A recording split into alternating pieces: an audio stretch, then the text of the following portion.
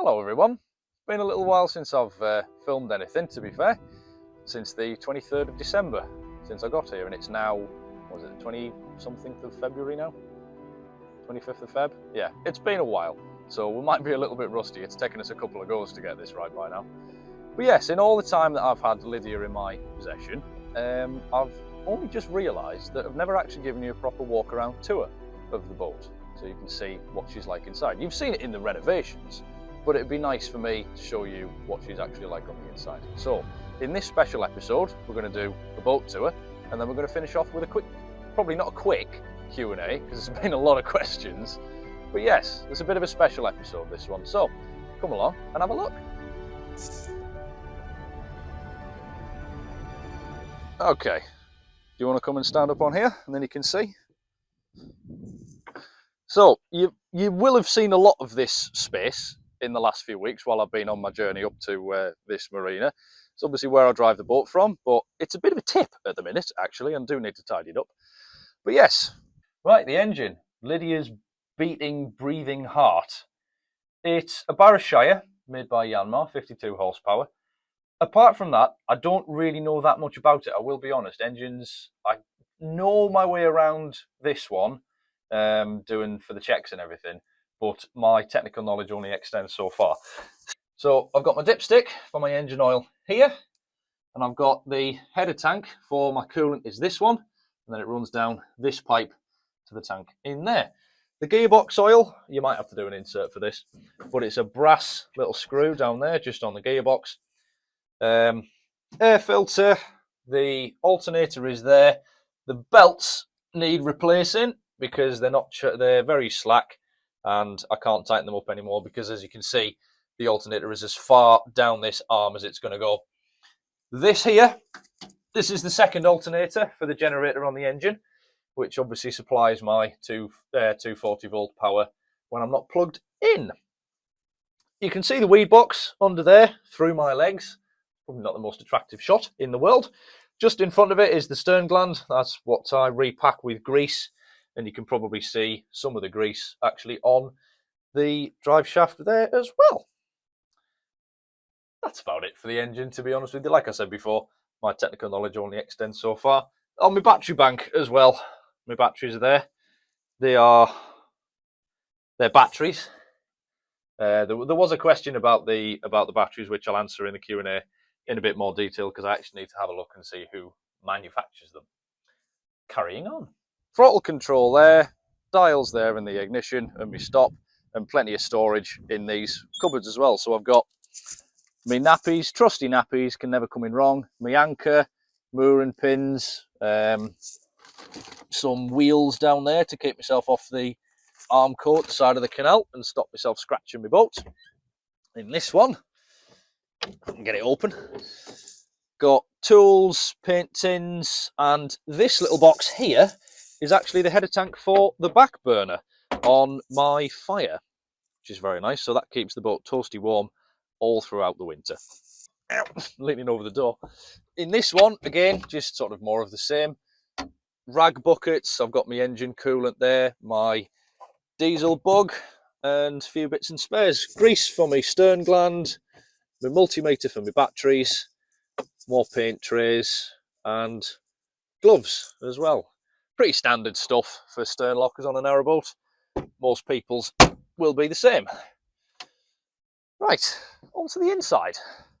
So, my electric cupboard. Got all my switches there for like my shower pump, my horn, my 12 volt socket, wall lights, water pump. You will notice the water pump one is turned off if you've got big eyes. Big eyes? That doesn't make any sense. I'll tell you why the water pump's turned off later. But this is me 230 volt distribution. I've got one on at the minute because I'm plugged into shore power on the marina. 2 is for the inverter, and 3 is for the generator on the engine. Underneath that one, got the Electrolux travel power for the sort of mobile mains electricity, and then my inverter in there as well. You will notice a bit of an issue with my floor as well. That is water in there. It's not as bad as it has been for the last couple of days, but that's why my water pump is turned off, and it's also why the tap on the main tank is closed, because I think there is a leak coming from somewhere. All of the piping for the water runs along this side of the boat, and I think there is a leak somewhere, dripping pipe from somewhere either in the calorifier itself or in the pipe work that runs back here. I'm going to wait and see to find out where that's actually coming from, because the bathroom is the next big thing on the list to get renovated, but I'll tell you more about that in the Q&A. There's clothes and stuff around here as well, but that's very boring. Okay, bedroom, very self-explanatory. Wardrobe with all of my kit in there, jumpers, shirts that I hardly ever wear, to be fair. And then I'm not going to open the top one because that's got all my pants in there. Shelves with stuff. Shelves with stuff on them. This one's looking a bit sorry for itself because it needs a second support from underneath. And the floorboards down there that were covering up where the water was. Bed, again, self-explanatory. I don't need to say much about that. It's a bed. Shelves, light, window, plastic plant. Underbed storage is pretty good.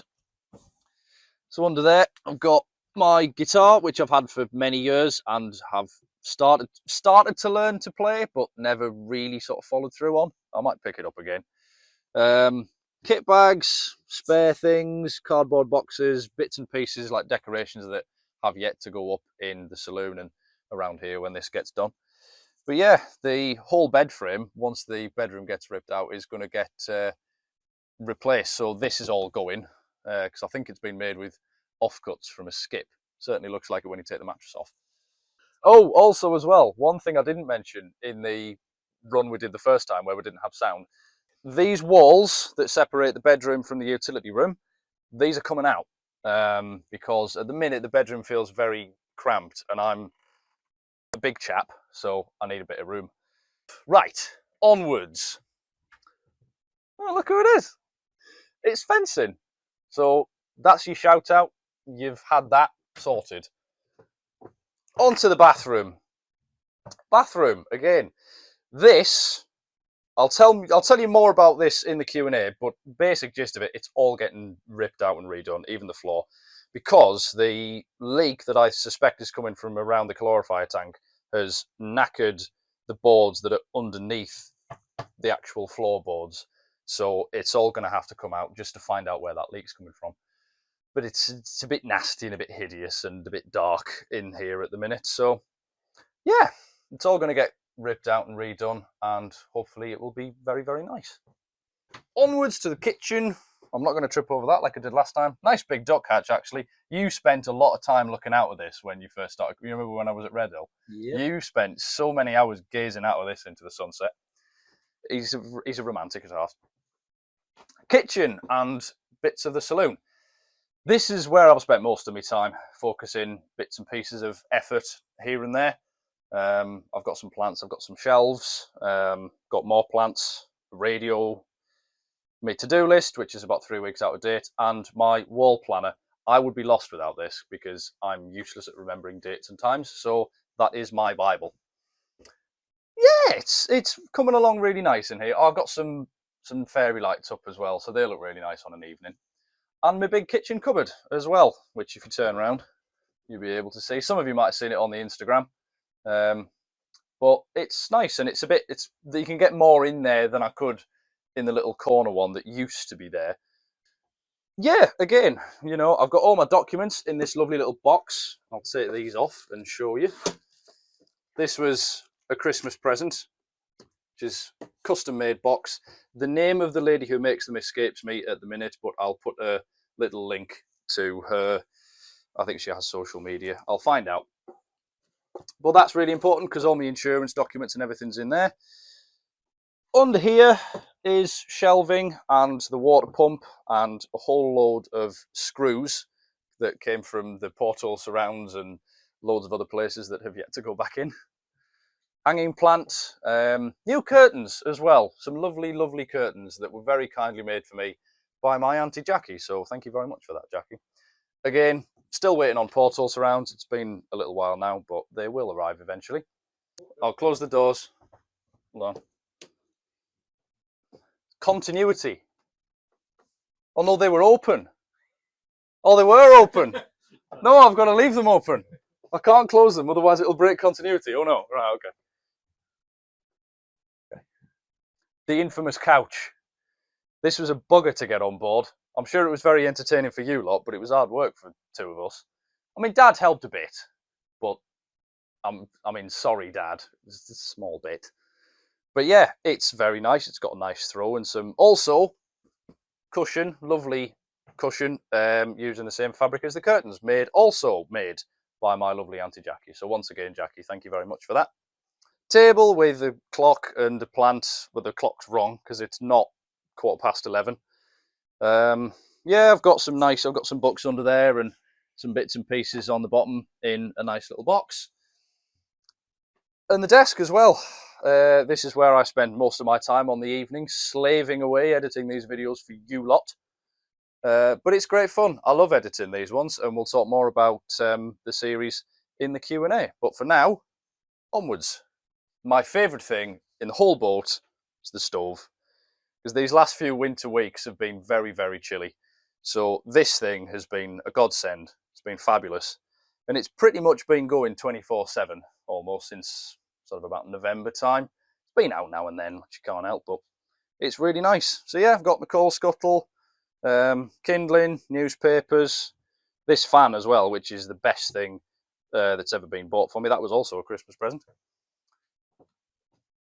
Bags, crap, coats, scarves, the Wi-Fi router hiding under Fraser's hat. There we go, better. Can't see more of him. And then out onto the front where we started. And that's pretty much it. I've got stuff. What have I got in here?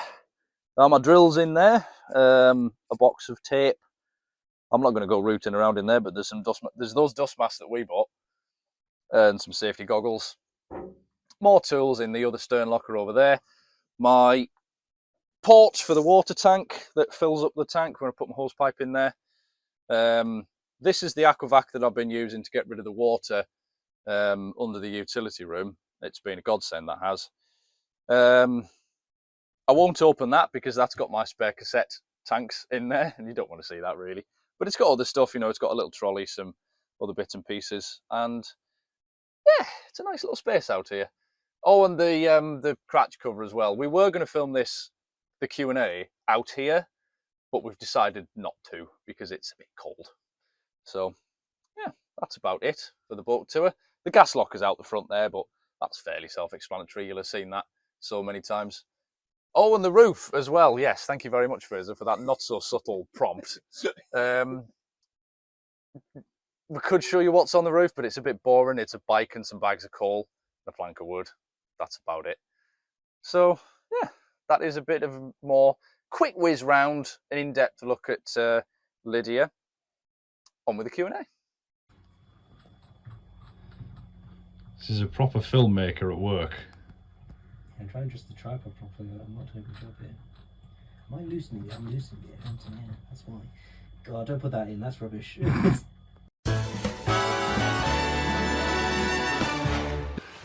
All right, it's Q&A time. Been a lot of questions asked from the corners of the internet. They're not in any particular order, so we're just going to go down the list. Also, hi everyone, I'm here again. Look who it is! He's in front of the camera again for a change. You can't keep him away. As much I'm as you addicted try, to it now. as much as you try staying behind, you even did your own episode. As much as you enjoy being behind the camera, I think you like being in front of it even more. We'll see, we'll maybe find out in the course of this Q&A. Right, tell you what, you read the first question. Okay, great. So, name and where they've asked it. Cool, okay, we're going to do this, right. Yeah. So our first question is Kenny from Ohio on YouTube. Kenny! On YouTube. Big up, son. This question also came from plumber Ben as well from Instagram. And that question is, what did you study at university? Well, that's probably both of us really, isn't it? Pretty much, yeah. We studied film production, which may not come as a surprise to some of you. Well, at least I hope it doesn't come as a surprise, because we tried... How long did it take us to set up for this? Half an hour? Yeah, more. We do try our hardest. That's usual. It always takes a while to make something, I think. Yeah. So we met at university. We've not really known each other that long, have we? We've known each other for, what is it, 3? Well, technically no, because of COVID. Yeah. It's only 2 years. Because the way that our how uni worked for us was, we had COVID in the first year, so we didn't properly really meet until second year. But we did work on a project together without realising who the other person was. We did. We filmed my barber. Yeah. And you did the voiceover for us. I did do the voiceover, yeah. I did the narration for that. That was an interesting project. But yeah, we worked together on that, and we didn't, and then we met in second year at the fencing taster sessions. That's right, yeah. And I think I recognised you from a lecture, and the rest is history. Here we are. But yeah, it was a great course at the University of Lincoln. What did you think of the course? Yeah, the course was really good. When we were actually in our lectures and seminars, unfortunately, the course was overall really fun. A lot of it all of it in the first year was online because of COVID, and then second year was a bit of a split, wasn't it? But yeah, that's what we studied at university, film production. Right, my turn. Fraser Rowe and Diane Kincaid from YouTube. Have you ever thought of becoming a comedian? That's clearly directed at you, Joe, because I'm nowhere near funny. Yes, you are. Yes, you are. I've said this before, and I will say it again. I think we would make a pretty good comedy double act. We've always said... And I think it's been in a couple of comments as well. Yes, true. We've always said that if we were any character from the Muppets, we'd be the two old guys who were sitting in the We would corner. be, yeah. Statler and Waldorf from the Muppets. That is basically us two. There's been a lot of jokes made by people we know about, you're 23, I'm 23, but a lot of people we know have made jokes about us being a lot older. And when I say a lot older, I mean 80s. It's more him, to be honest. Wow! Oh! Maybe because he doesn't look like a 23-year-old. Ruthless. That is... yeah, true. Question. So, this came from Kate Van from YouTube. And the question is, what made you want to live on a narrowboat, Joe? My boss, from a job I had while I was at university, she lived on a wide beam, on a 60-foot wide beam. And before we started the day's work, I'd knock on her door, we'd go in, I'd have a cup of tea, we'd have a catch-up from probably a couple of weeks since I last saw her. Back then, I haven't seen her for a little while. But she was a great boss, and she taught me a lot about living on a boat. She'd lived on a boat for, I think, at that point, it was about 7 years, give or take.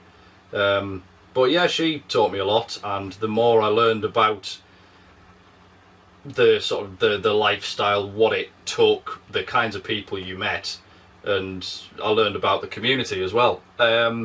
It all sounded very appealing, and I always felt pretty at home on and around water, so it was almost a bit of a light bulb moment, to be fair. It kind of, there was something switched on, and yeah, as I said before, the rest is history. Joe, you've always been into boating anyway, so that's something I think that kind of helped hand in hand in that situation. Yeah. Andy Nobles from YouTube and Serena DM, also from YouTube. Where did the name Lydia come from? That's a good question, Joe. Have I told you this? You've probably told me this numerous times, and I always forget. You forget every time. Yeah. Because everyone keeps asking me that as well. I've had multiple people come up to me and go, why is it called Lydia? Why is it called Lydia? That's a very good question, Andy Nobles and Serena DM, both from YouTube. Yeah, in 1951, I'm going to take you on a journey through history now. In 1951, in the little suburb of Los Angeles called Hollywood, there was a film made starring a gentleman called Gregory Peck and a lady called Virginia Mayo. And that film was based on, was it C.S. Forrester? I think it was C.S. Forrester. Based on the Horatio Hornblower books. And the film is sort of an amalgamation of some of those books. But the three-masted frigate that Captain Horatio Hornblower is in command of, because it's set during the Napoleonic Wars, the three-masted frigate that he is in command of at the start of the film, and I believe for some of the books, is called the HMS Lydia. And that film was the first film I watched and couldn't forget. I think the first time I saw it, I might have been about 8. I was either 7 or 8 years old the first time I watched that film. And I've gone back to it, I must have seen it 50 times or more. Like, because it is one of my all-time favourite films. And for a film student, that's a very that's the impossible question. If you ask a film student what their favourite film is, they'll just spontaneously combust right in front of you. But yeah, the name Lydia came from the film Captain Horatio Hornblower and his ship, the HMS Lydia. There we go, folks. Then you don't have to keep asking that question anymore. Now you know. So stop asking me this question. Because I still don't know. I'll probably forget again by the morning. You will forget. You'll get in the car to drive home and you'll forget. Like, what was it again? What was it called, Lydia, again? The next question is from boating_David from YouTube. Hiya, David. How you doing? The question is, do you have any more voyages planned as holiday instead of essential moves? I would love to. I really would love to. Unfortunately, my work situation, I think I said this in the previous episode, the last one of the cruising series, work doesn't really allow me to cruise full time at the minute, which I'm, as much as I would love to cruise full time and explore the entirety of the network as soon as possible, I'm okay with that for now because I really like this job. It's, I'm working with cracking people and it's doing something I really enjoy. I really want to do the Llangollen. I really want to do the Llangollen Canal down into Wales and go over the aqueduct and do that because it just, some of the scenery that I've seen from that canal looks absolutely fabulous. And then once I've done that one, the next one on my list is the Dudley. Because I'm going to go visit your mum and dad. Come see my family. So my family are from Dudley. Yeah. Between the two of us, he's from Birmingham, which is canal capital of the UK. I'm from Durham, which doesn't have any canals. There's no canals anywhere near it. If you'd expect one of the two of us to have moved onto a narrowboat, it would be him. But we'll cover that topic because somebody asked a question about that later on.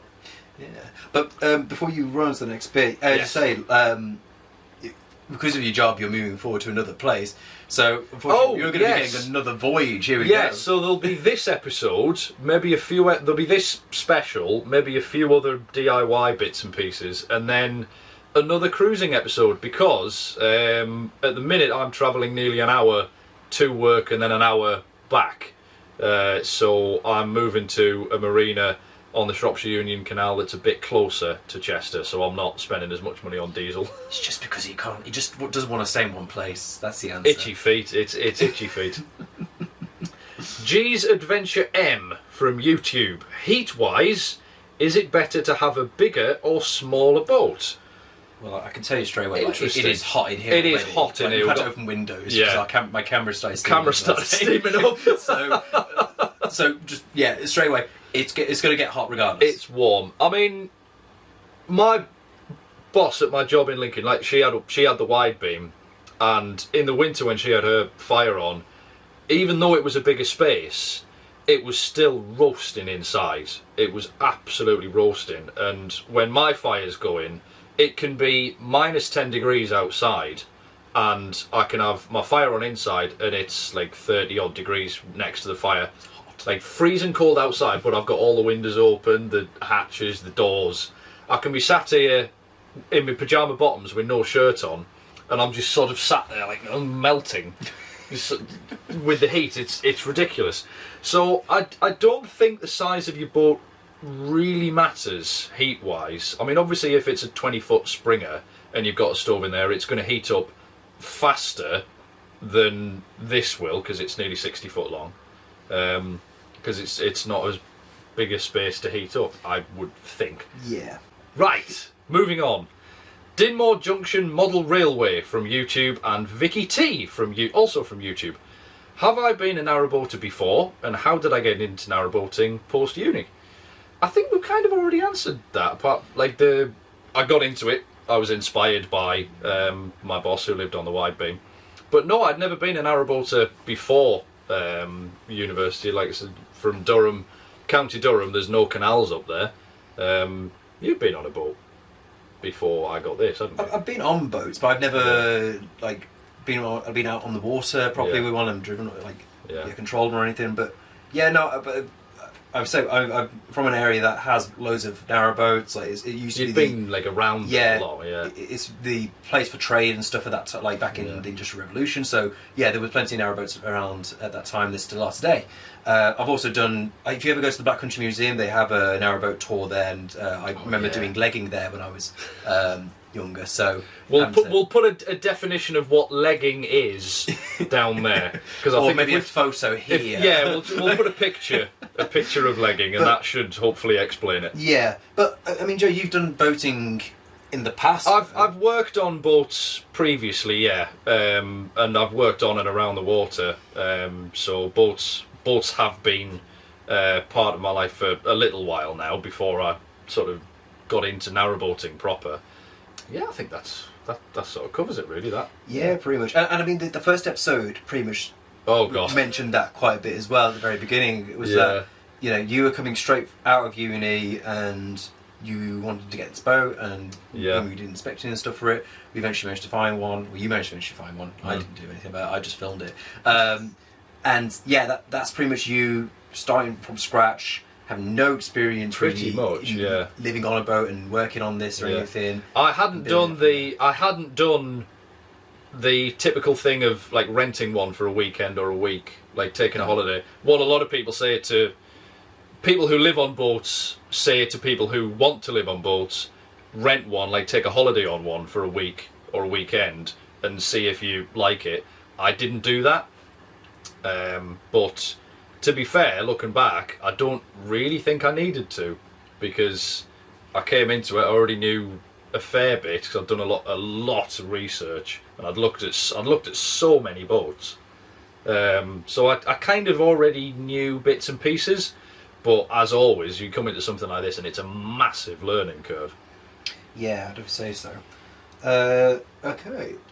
Should we go on to the next question? Yeah. Cool. All right. So the next question is from Slam RC from YouTube, and the question is, how did my parents react when I told? I'll word it. Word it differently. Yeah. How did your parents react when you told them that you wanted to live on a narrowboat?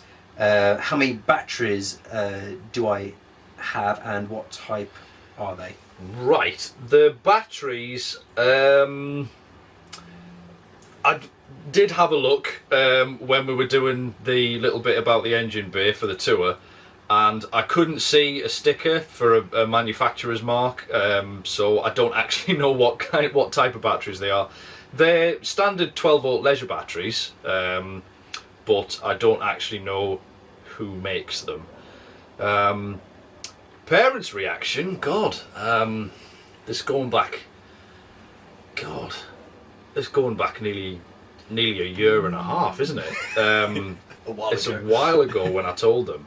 I don't even know if I straight up said to them, I want to live on a narrowboat. I think it was more of a gradual thing.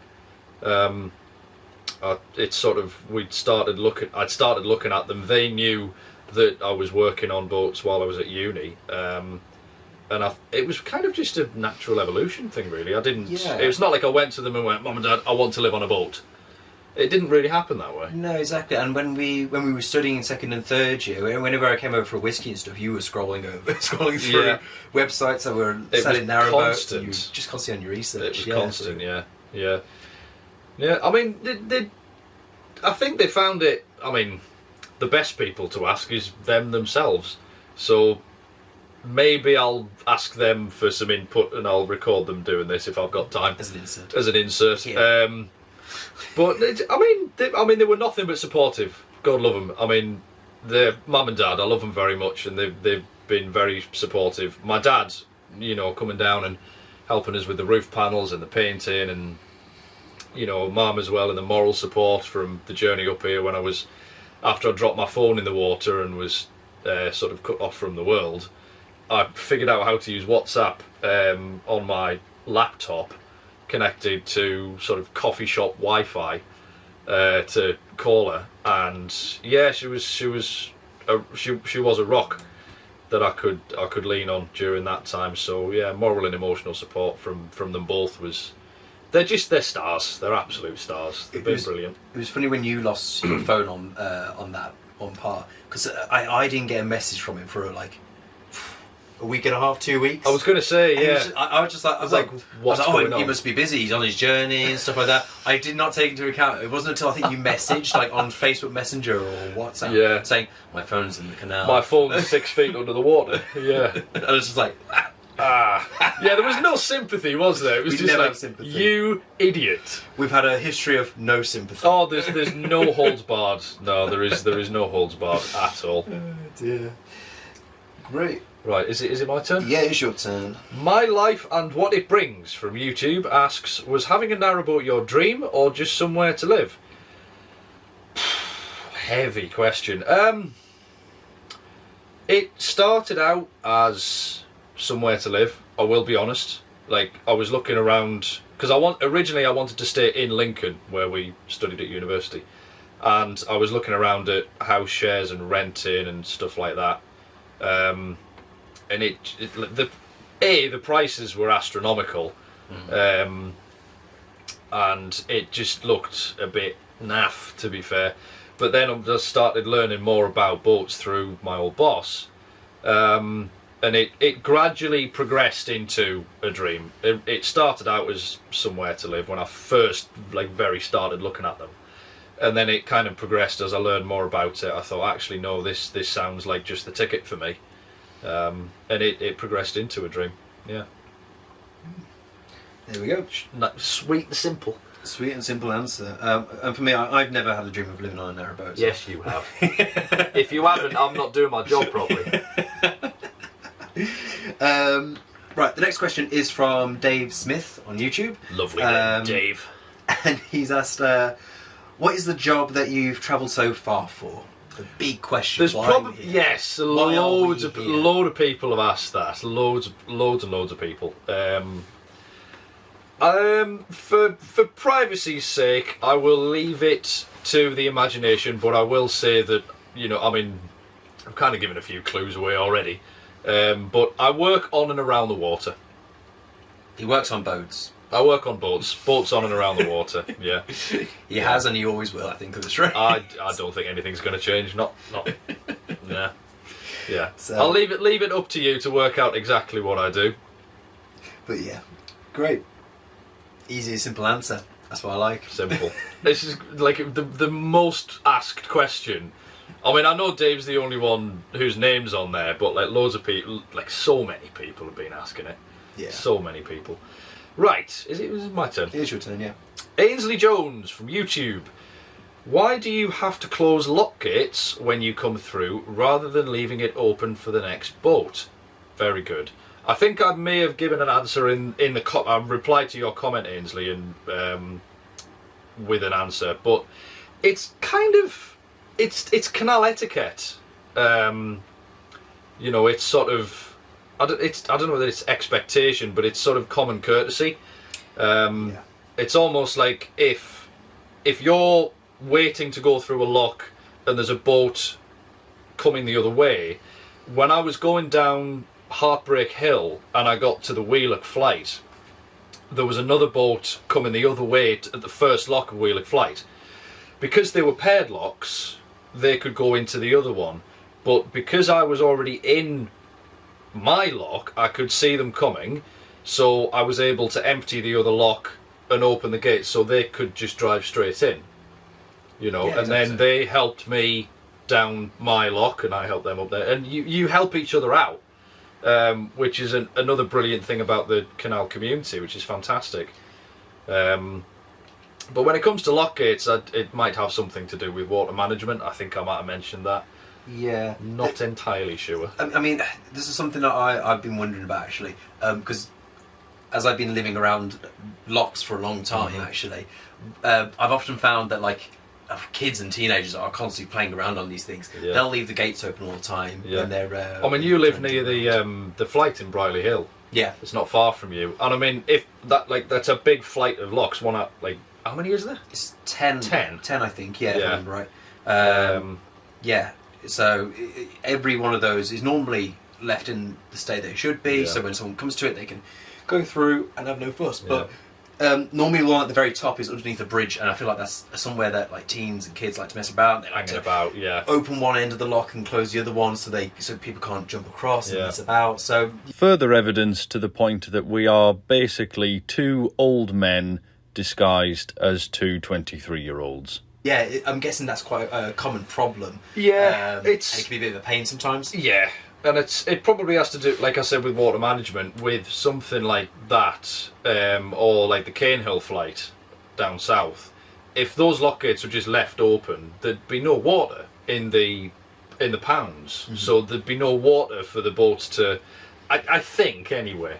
Yeah, maybe there's a problem. If you do know the actual proper reason, let us know, please. I've got another question to ask there as well. In terms of. Oh God, he's thinking. I know. Oh God, there's thinking going on. Prepare yourselves. Are fishermen on the canal basically like anglers or anglers? Are they basically like the cyclists of the water to the cars? No, the anglers are like I've never had a bad encounter. I know some people have had bad encounters with fishermen on the canals. I've never had a bad encounter with one. They've always been very courteous, very polite. One even offered to give me a bacon sandwich on the way past. Like he was going over a bridge and he had a box full of. He was going to see some of his mates, and he had a box like a Tupperware, a big box full of bacon sandwiches. And he obviously I was going under the bridge and he shouted down, "Do you want me to drop one for you?" And I was like, "I'd love to. We can't catch it because I'm trying to see where I'm going in the bridge, and not hit the bridge." Did you get the bacon sandwich there? I didn't get a bacon sandwich in the end, no. Terrible. I didn't get one. This is from loads of people on YouTube. So many people. Including myself. If we were going to list the names, we'd be here forever. We might just make a list, just go down the side put a list, there. yeah. And the question is, are you going to get a dog to keep you company, Joe? Because you're a sad little man without any... I'm a sad little man, thank you very much. I'm taller than you are, mate. If anybody's a sad little man, it's you. You little man. I want a dog. That's what I want. You do want a dog. I would love to get a dog. Again, because of the work situation, I'm unable to because dogs demand a lot of care and attention, rightly so. And I wouldn't be able to give a dog. I wouldn't be able to give that to him because I'm out at work 4 or 5 days a week usually, and I'm there from 9 till 6, sometimes 7, sometimes I'm out all day, sometimes I'm on 12, 13, 14 hour shifts. So it wouldn't be fair to a dog. It wouldn't be fair. I might get a fish. I might get a fish tank and put a fish in there with some fishy friends. Yeah, and if your boat sinks in the water, it'll be at home. It'll be fine. Don't make me think about that. Jesus Christ. If you do get a dog though, like if you, I would love to get a dog eventually. What would you get? Oh God. Do you know, probably a greyhound. I thought you would. I would get a greyhound. Yeah. Because we've already, my mum and dad. I say my mum and dad. Me, my mum and dad, and I. That's 4, apparently. That's 4. Is it 4? Me, my mum, and dad, and God. I'm losing my mind. We adopted a rescue greyhound from a fantastic charity in Middlesbrough, and she is one of the best things to ever happen to me, which is lovely. She's fantastic, Ava. She's 8 now, I think. She's been a little while. We've had her a little while, but she's fantastic. She's lovely. I would love another one.